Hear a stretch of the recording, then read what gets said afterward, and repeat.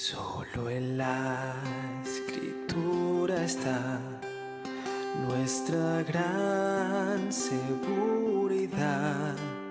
Cielo y tierra pasarán y ella permanecerá.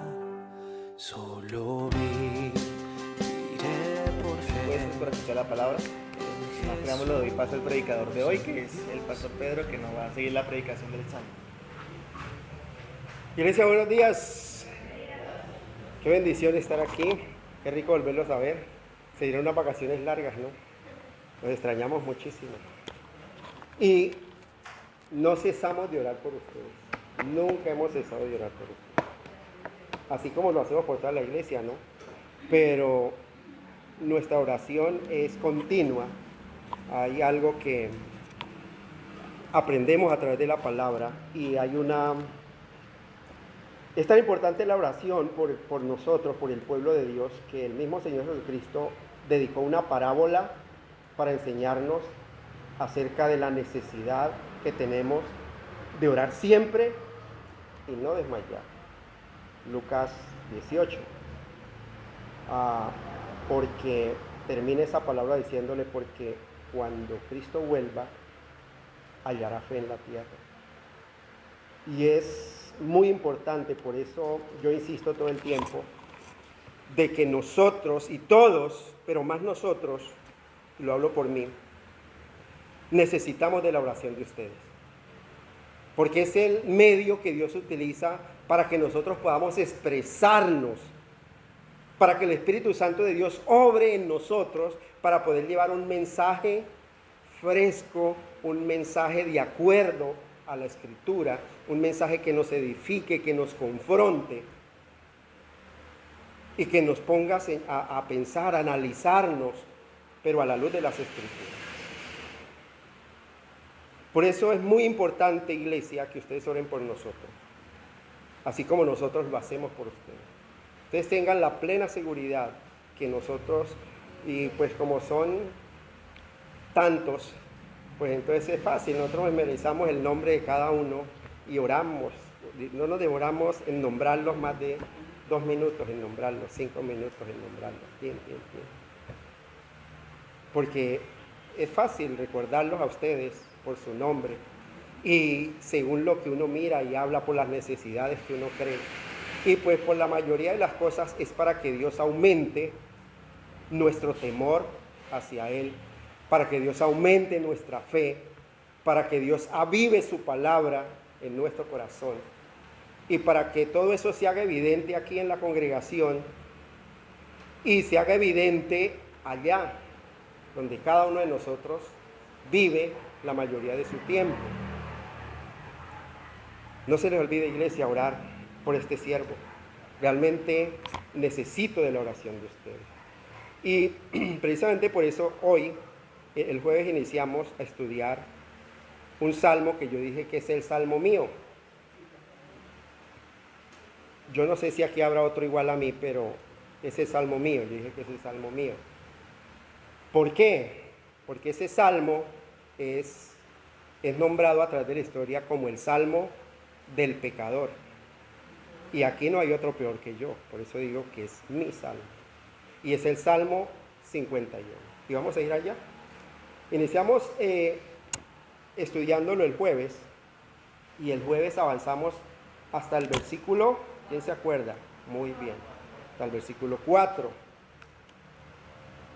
Y miramos que este salmo fue escrito cuando el profeta Natán fue a confrontar a David por ese pecado tan terrible que cometió de quitarle la esposa a uno de sus generales y a matarlo y mandarlo a matar para quedarse con su esposa.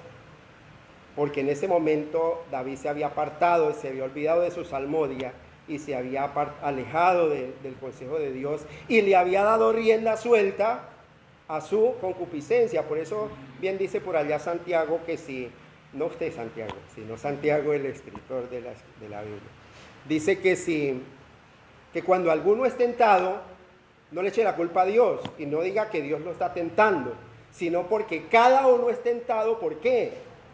por su propia mente carnal. Y esa mente carnal va creciendo a medida que usted se va alejando de las cosas santas de Dios. A medida que usted deja de leer la Escritura, a medida que usted deja de orar, a medida que usted deja de congregarse, a medida que usted deja de ayudar con el sostenimiento del templo. Son cosas que van incidiendo en nosotros y van creando como una pereza espiritual y nos van alejando. Dice la Escritura que si nosotros nos alejamos de Dios, ¿a quién nos acercamos? Al diablo, ¿cierto? La Escritura dice por allá en 1 de Pedro, capítulo 5, versículo 8, dice que el diablo es un león rugiente que anda alrededor buscando a quién devorar. ¿Por qué dice buscando? Porque él está buscando, él está aquí afuera. Bueno, en unas ocasiones hay alguien por ahí, hay un predicador que dice que cada iglesia tiene su demonio adentro, ¿no? ¿Quién sabe? Dios quiera que no sea yo el demonio de esta congregación. Y si soy, pues que Dios me perdone y me limpie de todo pecado. Pero pues él anda como león rugiente buscando a quien devorar. Por eso también dice la Escritura, acérquense a Dios y Él se acercará a vosotros. Miren lo interesante. Bien, vamos a dar lectura hasta al Salmo 51 hasta el versículo 12, que es la primera parte del Salmo. Porque en estos primeros 12 versículos estamos estudiando la confesión de David y la súplica del perdón. Confesión y súplica del perdón de David. Y dice así la bendita palabra de Dios. Ten piedad de mí, oh Dios, conforme a tu misericordia, conforme a la multitud de tus piedades, borra mis rebeliones, lávame más y más de mi maldad y límpiame de mi pecado, porque yo reconozco mis rebeliones y mi pecado está siempre delante de mí. Contra ti solo he pecado y he hecho lo malo delante de tus ojos, para que sea reconocido justo en tu palabra y tenido por puro en tu juicio. Y aquí en maldad he sido formado y en pecado me concibió mi madre. Y aquí tú amas la verdad en lo íntimo y en lo secreto me has hecho comprender sabiduría. Purifícame con hisopo y seré limpio. Lávame y seré más blanco que la nieve. Hazme oír el gozo y la alegría y se recrearán los huesos que has abatido. Esconde tu rostro de mis pecados y borra todas mis maldades. Crea en mí, oh Dios, un corazón limpio y renueva un espíritu recto dentro de mí.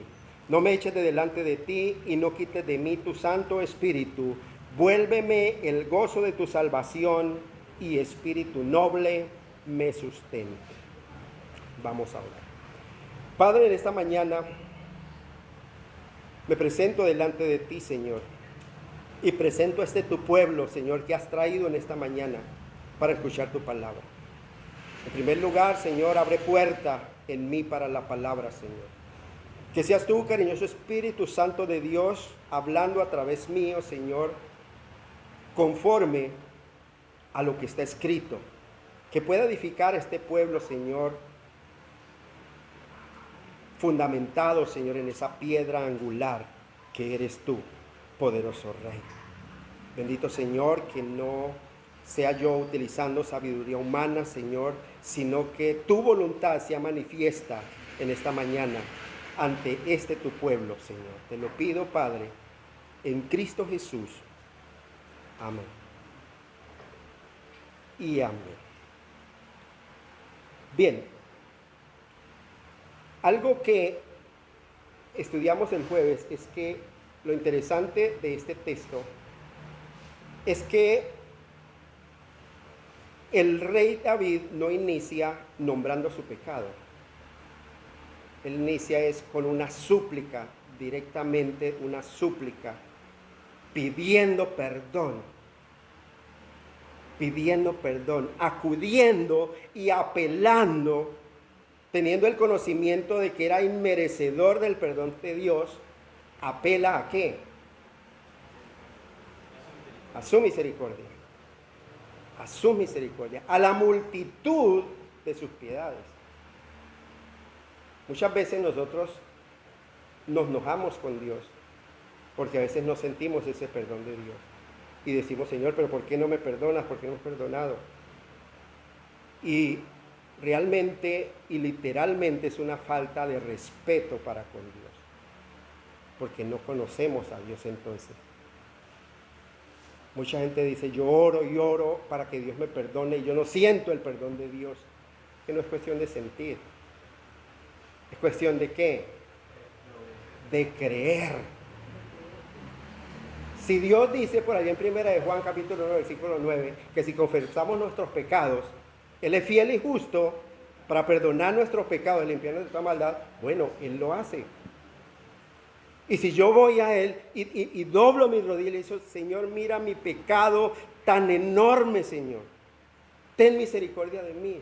Yo sé que Él ha escrito que Él es fiel y justo para perdonar mi pecado y limpiarme de toda maldad. Dios, dice la Escritura, no es hombre para que mienta, ni hijo de hombre para que se arrepienta.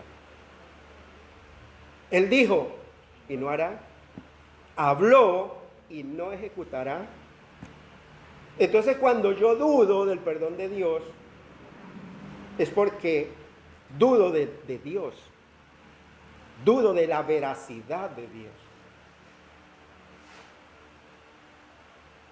Y entonces estoy confirmando lo que dice el salmista que estudiamos en el Salmo 50, versículo 16.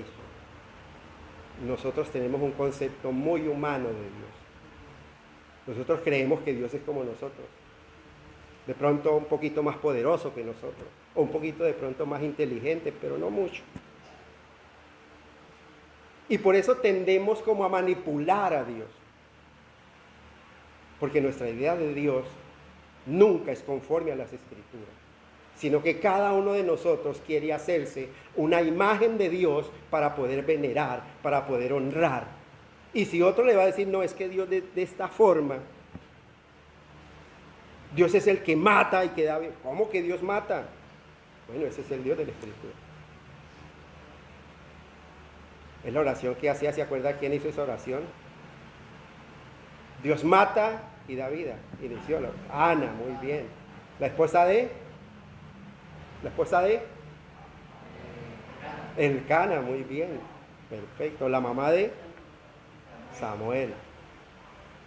Y una oración muy hermosa, donde hace una descripción total de Dios, del carácter de Dios. Pero nosotros nos hacemos una figura de Dios siempre de acuerdo a nuestra manera de pensar, a nuestra manera de entender las Escrituras, a nuestra manera de torcer las Escrituras para acomodarlas a nosotros. Y queremos que Dios se amolde a nosotros. Y nosotros no hemos entendido la Escritura que dice que Él es alfarero, sino que nosotros somos un poco de alfareros que queremos moldear la imagen de Dios a nuestra conveniencia. Pero el alfarero, ¿quién es? Es Dios. Y nosotros somos los que debemos ser moldeados a su imagen. ¿Y con qué nos moldea Dios? Dice que su palabra es como martillo, dice por allá en Isaías, que su palabra es como martillo que quebranta la piedra, haciéndole ahí, dándole con la palabra, moldeándonos. Por eso la importancia de no separarnos de esa Escritura, de hacer como dice el apóstol Pedro, vivir, nosotros tenemos esa palabra profética más segura, a la cual hacemos bien, ¿en qué? En estar asidos a ella, como una antorcha que alumbra en la oscuridad. Si usted suelta esa antorcha, se le va a caer, se le va a apagar y queda en tinieblas. Y muy probablemente va a caer a un hoyo, a un abismo, va a tropezar con algo, va a perder la vida. Por eso nuestro Hacedor, nuestro Dios, es quien nos moldea. Y nosotros venimos aquí a su presencia a ser moldeados. No a mirar si el Dios que nos están predicando lo están moldeando a la manera que no, ese man está predicando como que esa parte yo ya tengo la imagen de Dios que debo tener. Entonces, por mucho que ustedes peluquen explicándome, yo no le voy a creer nada de lo que usted dice, porque yo ya tengo la imagen de Dios aquí formada. Algo muy bonito de David es que él, aunque se alejaba, y aunque en este momento se alejó, estaba frío ya no había vuelto a entonar esos salmos de alabanza a Dios, y cometió ese pecado. Él reconoció, él dijo, mire Señor, es que tú estabas ahí presente cuando yo estaba cometiendo ese pecado. Porque él dice, mire, he pecado delante de tus ojos.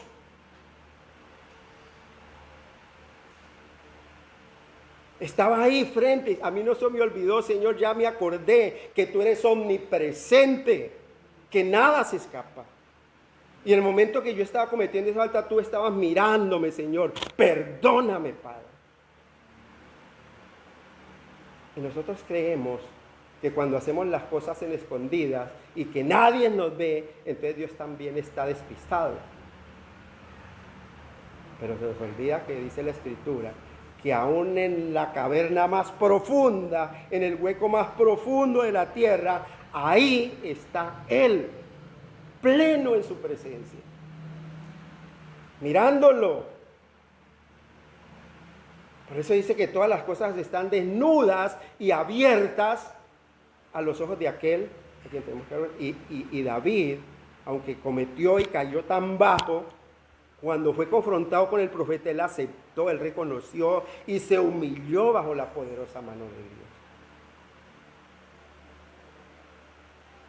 Y después de presentar todos estos argumentos que presentó hasta el versículo 4, reconociendo su culpa, versículo 4 dice, contra ti solo he pecado y he hecho lo malo delante de tus ojos. Delante de tus ojos. Mire, iglesia, cuando usted está cometiendo un pecado, cuando usted está infringiendo la ley de Dios, Dios está allí observándolo. Dios está ahí. Aún en lo más secreto que usted quiere estar. Cuando yo no entiendo esas personas cuando uno le está compartiendo de pronto en la calle y dice, no, pero es que yo sé hacer bien las cosas. Yo me echo mi canita al aire, pero nadie se da cuenta. Yo le digo, Dios se da cuenta. Dios está ahí. Aun si usted se vaya para el motel más escondido, ahí está Dios. Ahí está Dios. Y es lo que David reconoció aquí. Dice, mire, he hecho lo malo delante de tus ojos. La vergüenza que sentía David, porque Dios estaba presente. A nosotros nos da vergüenza cuando algún hermano en la fe nos ve cometer un pecado.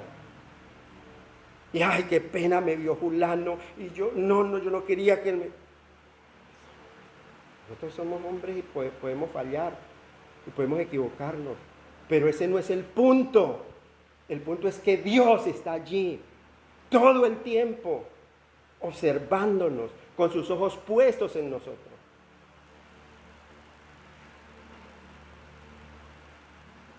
Con sus ojos puestos en nosotros. Hace unos años atrás, nosotros habíamos creado la costumbre de que nos gustaba con mi esposa de vez en cuando tomarnos un speak en lata. Y una vez íbamos asoleados, pero no era siempre, hasta que me hizo mal y me mandó al hospital eso, porque eso es muy dañino. Y un día íbamos por la tarde, un domingo, salimos como a pasear los perros, andábamos.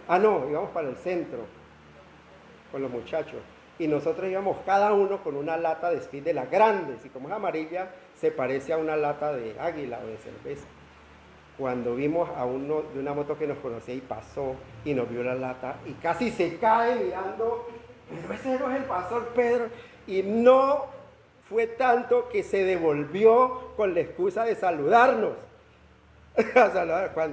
Cuando yo vi la expresión de los ojos cuando me vio la lata y le vio la de mi esposa, hizo como quien dice, no estaban tomando cerveza.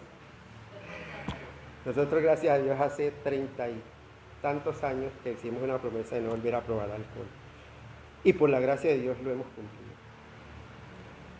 Pero nosotros entendemos que Dios está presente En todo lugar. En todo lugar. Y esa imagen nunca nos olvidó. Nosotros nos reíamos después, ¿no, amor? En la casa. Y es fácil uno hacer tropezar a las personas, porque uno dice la Biblia que uno puede ser de tropiezo para otro. Pero lo bueno es reconocer.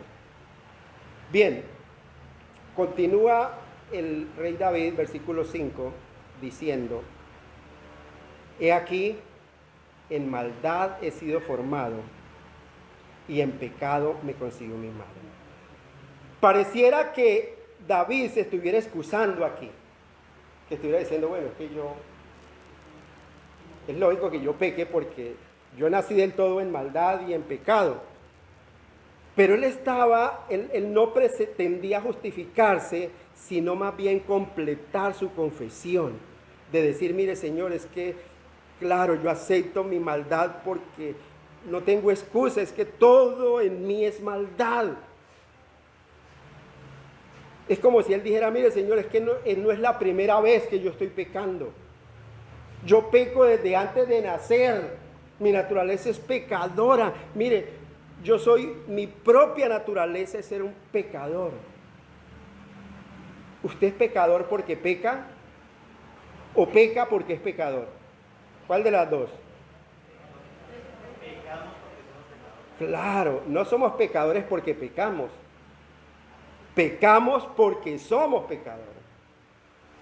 Es nuestra naturaleza y es lo que está diciendo David. Mire, la fuente de mi vida está tan contaminada que no es la primera vez que lo hago, Señor. Por eso apela a su misericordia y dice, mire, Señor, es que mi naturaleza es inclinarme todo el tiempo hacia las cosas prohibidas. Y esa propia naturaleza que yo tengo hace que mi propia persona, Señor, sea detestable ante tus ojos.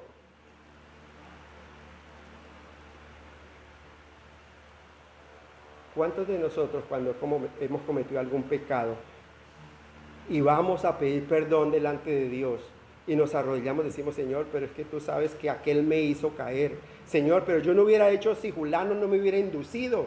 Y empezamos a abogar por nosotros mismos y como a convencer a Dios que la culpa no es nuestra. ¿Habrá perdón allí? No. No hay perdón allí. Porque queremos como manipular a Dios. Bueno, Dios como que sabe algo, pero yo soy más vivo que Él y yo le voy a decir esto y lo otro que de pronto Él no lo sabe. Él dice, mire, Señor, mi propia persona es tan detestable a causa de mi naturaleza que yo, Señor, vengo a ti a suplicar tu misericordia. Porque no tengo un favor de merecer tu perdón por mi súplica, Señor. Yo apelo a tu misericordia. Que es algo que tú das por la superabundancia de tu amor. Mire, he aquí en maldad he sido formado y en pecado me concibió mi madre. Mire, él se remonta tanto a su naturaleza dañada que se remonta hasta el momento de la fecundación. Mire, nosotros no tenemos nada de qué vanagloriarnos en esta tierra. Lo único que usted puede declarar realmente suyo, ¿sabe qué es? Su pecado. Porque ese nace con usted. Usted cuando nace desnudo. Nace sin plata, nace sin posesiones. Pero nace con algo que lo va a cargar toda la vida hasta que se muera. Y si no se arrepiente, va a llevarlo a la eternidad. Y es lo único que usted puede gloriarse de que tiene en esta vida. Su pecado. Porque ese sí nace con usted. Y si no hay un nuevo nacimiento que se ocasiona por el poder creador de Cristo, de Dios, va a continuar con esa herencia toda la eternidad. Y si no, ahí sí esa herencia la va a dejar en el momento del juicio.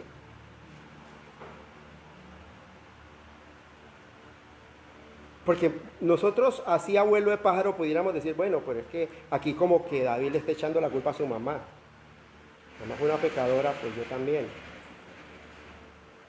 Pero lo que él está hablando aquí es de esa doctrina tan fundamental en nosotros, que es la doctrina del pecado original. Es un pecado innato que nosotros hemos heredado ¿desde quién? De nuestros padres. Por eso nuestra naturaleza, dice la Escritura, por allá en Galatas, es adámica. Nuestra naturaleza es adámica. Y necesitamos de esa naturaleza del nuevo Adán, que es Cristo. Del segundo Adán, que es Cristo.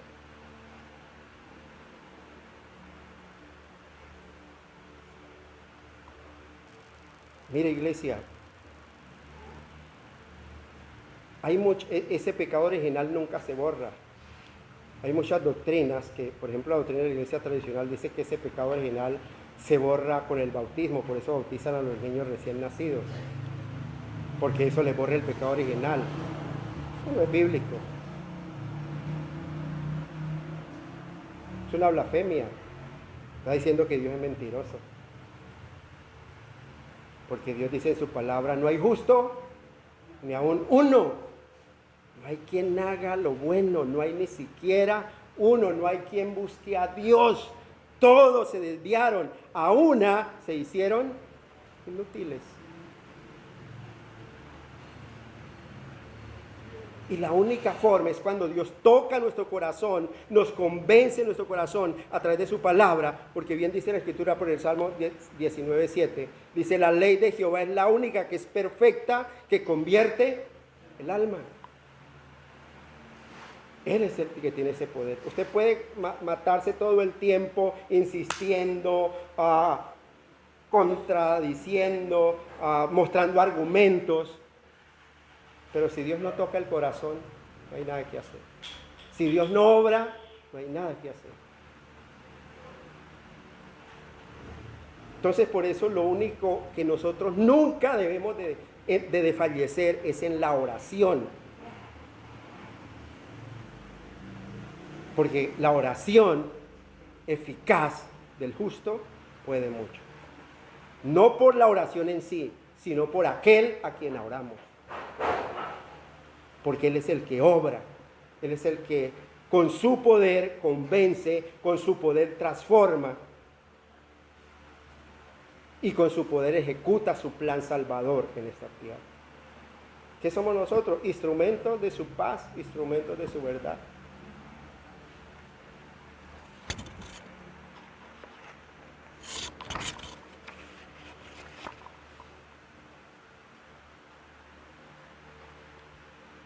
Nosotros recordamos que David fue llamado un hombre de acuerdo, con un corazón de acuerdo al corazón de Dios. Pero, sin embargo, la naturaleza de ese corazón estaba tan caída como la de cualquier otro hijo de Adán.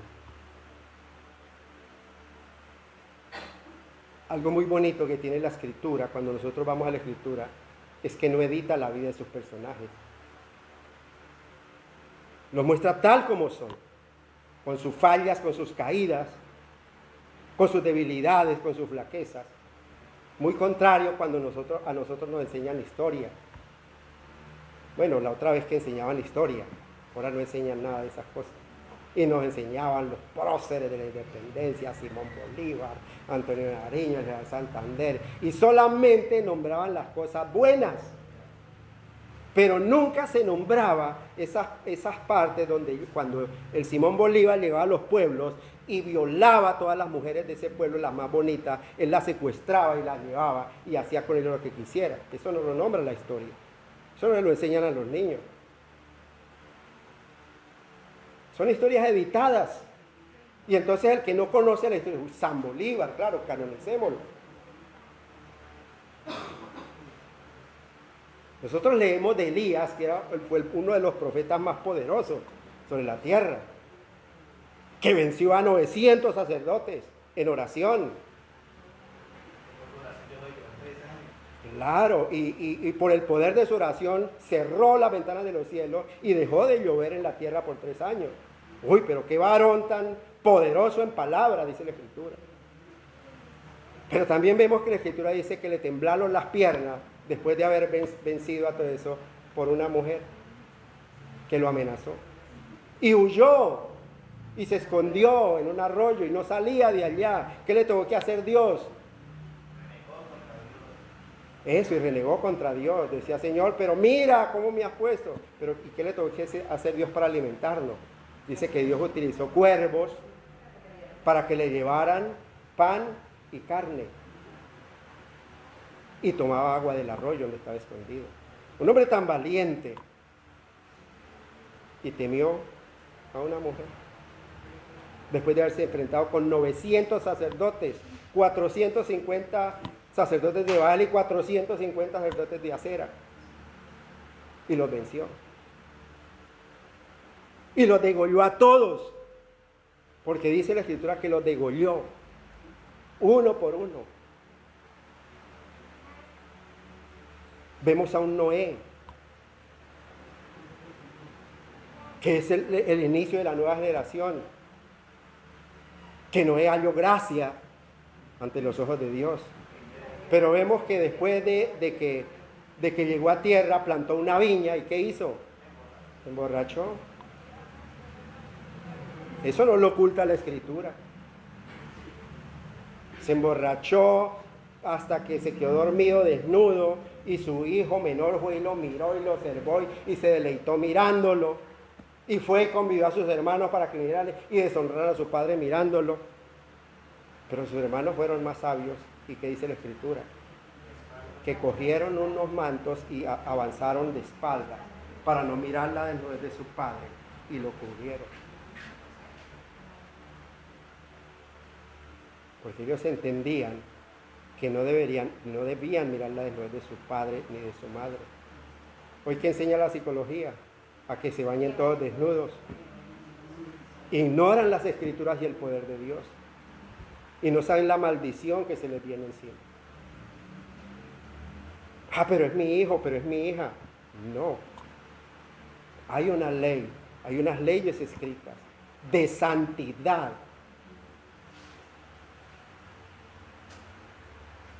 Y que muchas veces nosotros pecamos porque escuchamos más el mundo que a Dios.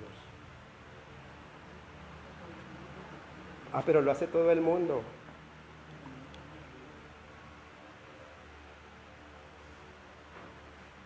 Ay de la pobre humanidad cuando se escuda en la cultura que los rodea y deja de lado el temor de Dios. Miren lo interesante. Miren lo que continúa diciendo el salmista. Versículo 6 del Salmo 51.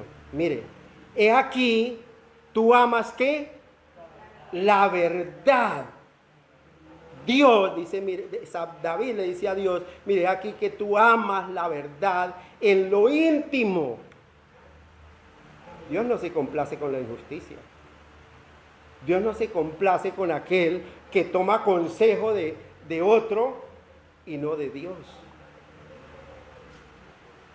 He aquí tú amas a verdad en lo íntimo y en lo secreto me has hecho comprender sabiduría. Mire el asunto tan importante que tenemos que considerar aquí. Dios no simplemente desea una pulcritud exterior. Uno escucha muchas veces decir, y de pronto hasta usted lo ha dicho, pero yo sí lo he escuchado, oiga, pero ese vecino, mire, tan honesto, tan íntegro, no, es una dulzura con su esposa, es un modelo de padre. Ese señor tiene asegurado el cielo. Uy, ¿y quién es ese señor? No, ese señor es ateo.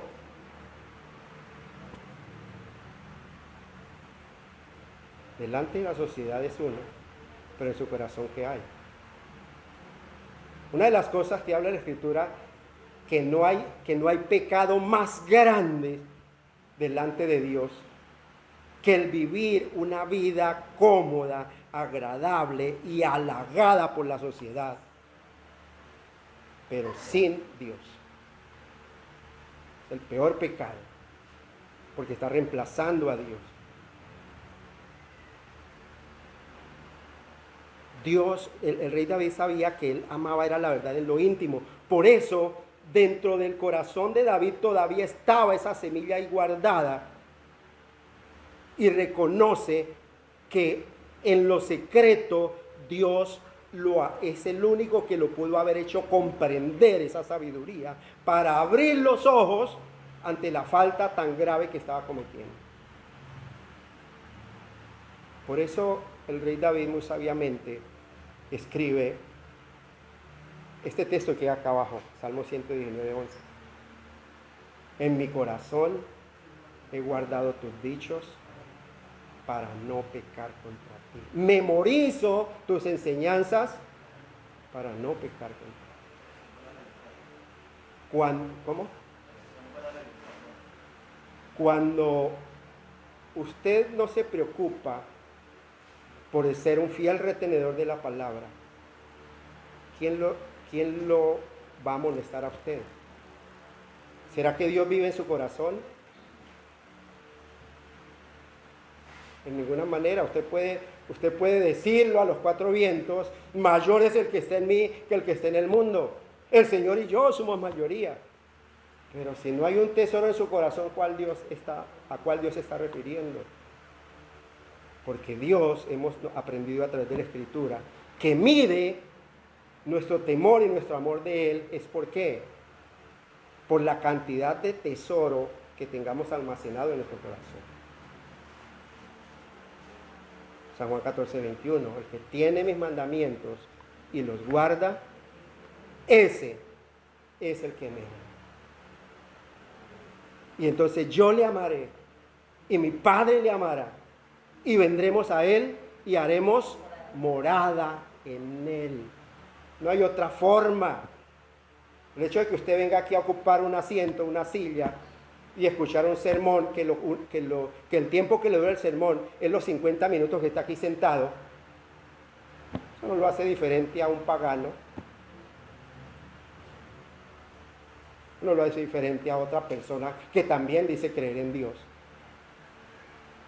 Dios demanda de nosotros, y a través de toda la Escritura, y nos exhorta todo el tiempo diciendo: y estas palabras que yo te mando hoy estarán sobre tu corazón y las atarás a tu cuello, estarán sobre tu frente, en tu mente, y hablarás de ellas ¿a quiénes? A tus hijos, estando en la casa, andando por el camino, al levantarse, al acostarse, porque deben estar aquí. Porque si están solamente aquí, el día que usted no cargue esto, usted anda desnudo. Anda desnudo en la calle y no tiene de qué echar mano. La Escritura dice: eche mano ¿de qué? De la vida eterna. Esta es la vida eterna. San Juan 17:3, que conozcamos a Dios, al único Dios verdadero, y a Jesucristo, a quien Él ha enviado. Mire, el Santo de Israel, el Dios de la Escritura, siempre, a través de toda la historia, siempre ha estimado a los seres humanos, a los hombres, es por su naturaleza interna, por lo que hay en su corazón. ¿Ustedes se acuerdan lo que Dios le dijo a Samuel? 1 Samuel 16:7, cuando Dios mandó a Samuel a elegir el sucesor de Saúl. Y Samuel empezó a mirar todos esos hijos de Isaí, valientes, hermosos de parecer, y dijo: uy, Señor, yo creo que es este. Dios le decía: no, Señor. Y entonces fue cuando Jehová le dijo a Samuel: no mires a su parecer ni a lo grande de su estatura, porque yo lo desecho. Porque Jehová no mira lo que mira el hombre, Pues el hombre mira lo que está delante de sus ojos. ¿Yo qué veo aquí? Pocos santos. Puros santicos aquí con aureola. Pero Dios realmente sí ve lo que hay en el corazón. Y Dios realmente sí ve la intención de su corazón. Si es venir a adorar a ese Dios santo, si es venir a tener sus sentidos puestos a la aplicación de la palabra, o es venir simplemente a llenar un requisito. Fui a misa un domingo, trasladó eso de la tradición acá. Y entonces fui a culto un domingo y ya. Dios mira eso. Yo no puedo mirar eso. Porque Jehová no mira lo que mira el hombre. Pues el hombre mira es lo que está delante de sus ojos, pero Jehová mira el corazón. Y es lo que a través de la historia, que el Santo de Israel siempre ha estimado al ser humano, es por esa naturaleza interna, por lo que hay en su corazón. Nosotros recordamos la cita de Isaías 29:13, donde Dios se queja contra Isaías y le dice: mire, Isaías, este pueblo se acerca a mí con su boca y con sus labios me honra. En su corazón no hay nada. Lo que están haciendo es por una tradición, por una costumbre humana que le ha sido enseñada.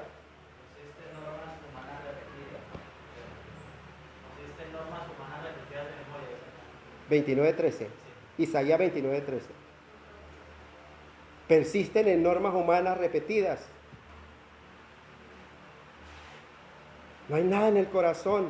No hay un anhelo de querer conocer. No hay esa sed no hay esa sed de agua ni hambre de pan, pero no de pan ni de agua, sino de oír la palabra de Dios.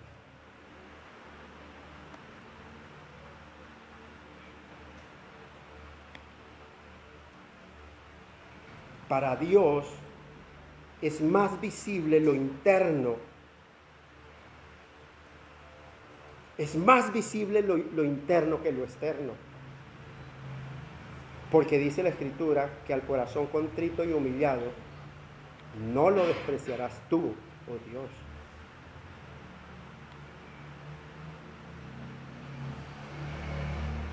Por eso el carácter y el valor de una acción reside en el carácter de aquel que la realiza, en la sinceridad de aquel que lo realiza.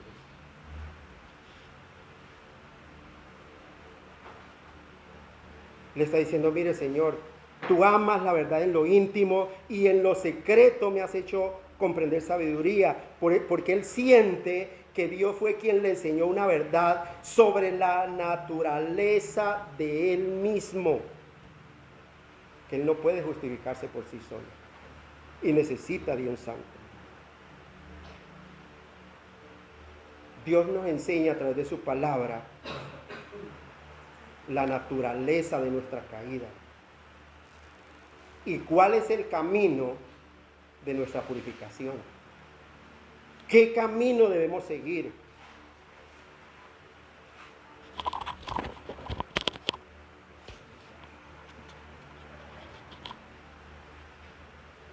Qué bueno y qué gran bendición es tener el conocimiento que Dios, por su gran poder, nos hará conocer ese camino a todos. Porque el anhelo de Dios es que ninguno perezca, que todos procedan al arrepentimiento.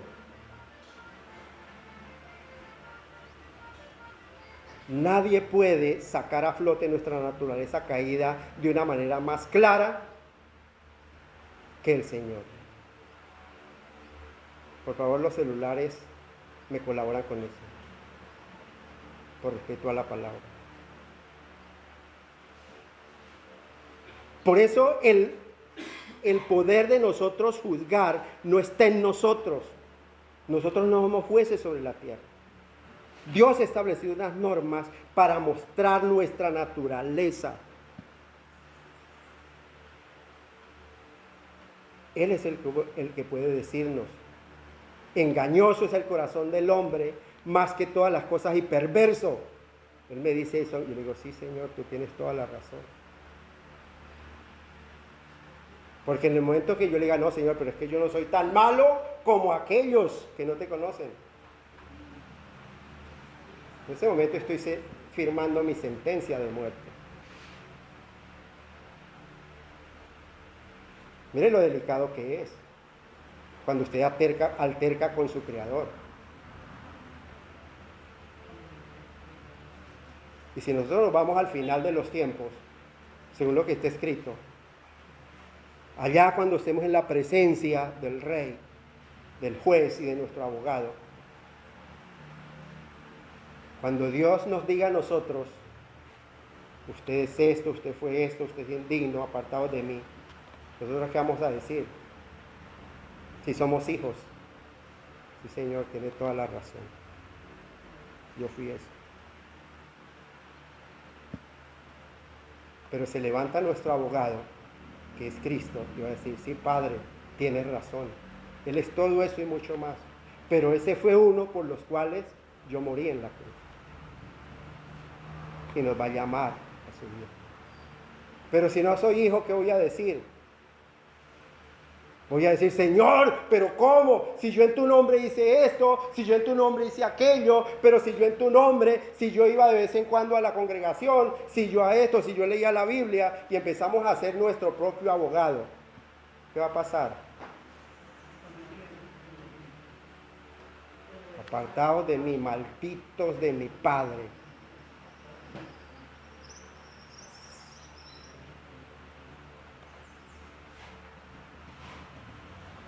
Mi confianza debe ser tal en Cristo que mi esperanza debe permanecer hasta en la eternidad y aceptar mi condición. Y si Dios allá en el juicio, el Dios que está sentado en el trono me dice, tú eres malo y tú mereces el infierno, sí, Señor, tú eres justo y tú lo sabes todo. Y si mi abogado está allí, Él me defenderá. Y lo va a hacer. Pero si yo en mi afán y en mi desconocimiento hablo, como dice la Escritura, Mateo 7:21,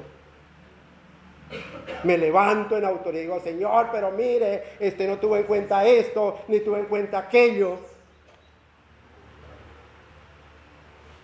Es un impío. Aunque toda la vida se haya estado congregando. Aunque toda la vida haya estado leyendo la Biblia. Aunque se haya aprendido toda la Biblia de memoria. Pero su confianza no estaba en Cristo. Su confianza no es Cristo.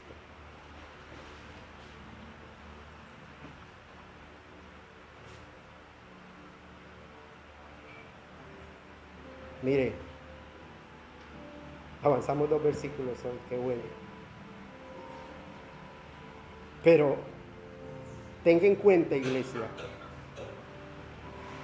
que es solamente y únicamente el Espíritu Santo quien puede escribir esa ley en su corazón. Si el Espíritu Santo lo ha convencido, entonces nace un anhelo en su corazón de querer memorizar las Escrituras, para vivir esas Escrituras y para enseñar esas Escrituras. Si el Espíritu Santo no ha obrado en usted, su vida va a seguir igual.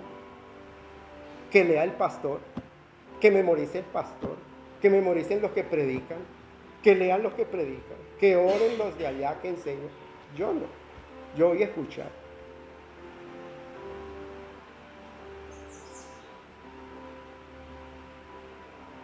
Porque es solo el Espíritu Santo el que obra en nosotros.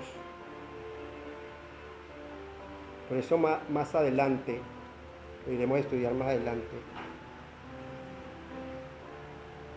donde hay una súplica del Rey diciendo, y renueva un espíritu recto dentro de mí. Que haga esa operación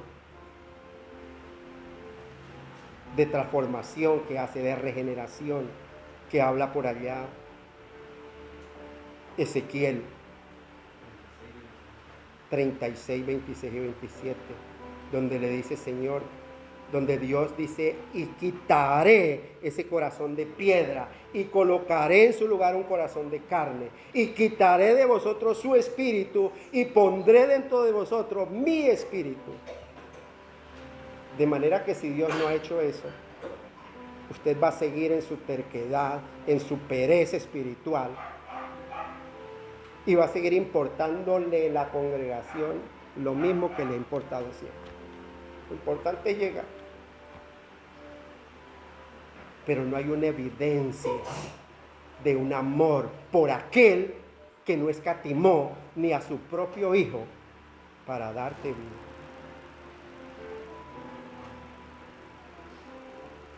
Qué bueno que aprendamos a imitar a este siervo. Que cuando Dios nos amonesta con sus palabras, aprendamos a decir, sí, Señor, he pecado contra ti y solo contra ti he pecado y he hecho lo malo delante de tus ojos.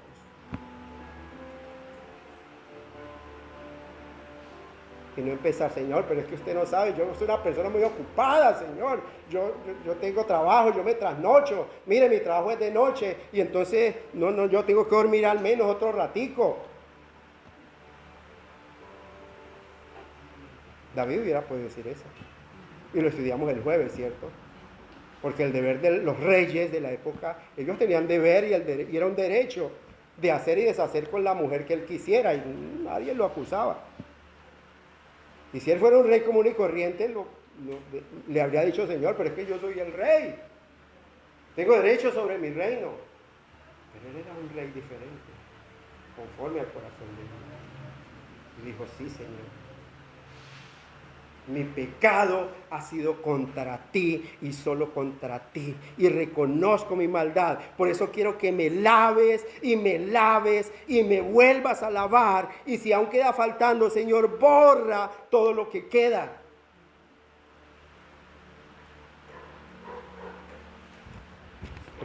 Por eso digo que este es mi salmo. Si usted es pecador, también será el suyo. Pero es mi salmo.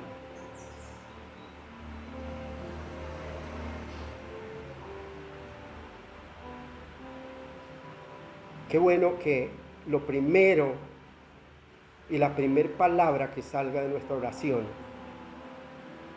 cuando entramos en nuestro aposento y allá cerrada la puerta, donde estemos orando a nuestro Padre que está en secreto, nuestras primeras palabras sean, Señor, ten misericordia de mí. Apelemos a esa misericordia de Dios. Apelemos a su misericordia.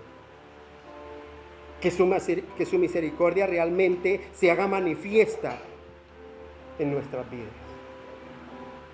Y que podamos levantarnos revestidos de Él y del poder de su fuerza.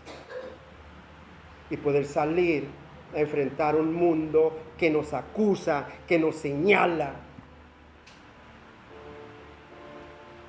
que vive esperando la oportunidad de que deslicemos un poco, como dice el proverbio, el proverbista, como fuente turbia y manantial corrompido, es el justo que cae delante del impío. Eso están esperando. Porque para nuestra desgracia y para la de ellos no leen la Biblia, ellos nos leen es a nosotros. A nosotros que decimos creer en el Dios verdadero, ellos nos leen. Y si en nosotros ven falla, van a decir, no, pero ¿qué diferencia hay de semana a mí? Vea? Lo mismo, solamente es cristiano cuanto va a la iglesia. De resto, mire, tiene moza igual que yo, lo pasa tomando trago igual que yo, se lo pasa hablando vulgaridades igual que yo. Entonces, ¿cuál es la diferencia?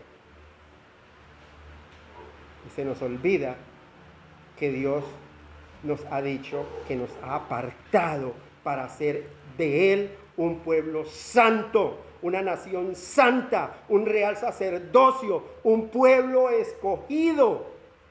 por Él, con un propósito, para que anunciemos las virtudes de aquel que nos llamó de las tinieblas a su luz admirable.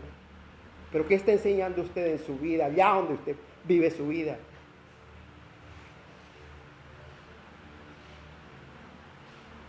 Que es un mal hablado igual, que es un borracho igual que los demás, que es un infiel igual que cualquiera.